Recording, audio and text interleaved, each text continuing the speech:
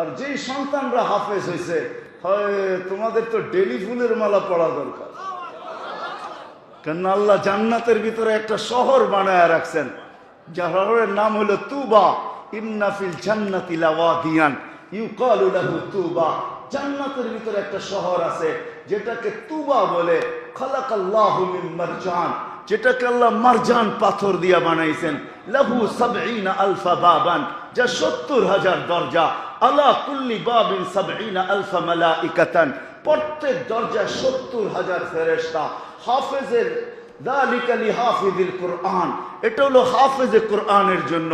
হাদিস আরো রয়ে গেছে, যখনই সে দরজায় যাবে তো ৭০,০০০ ফেরেশতা তাকে গার্ড অব অনার দিবে।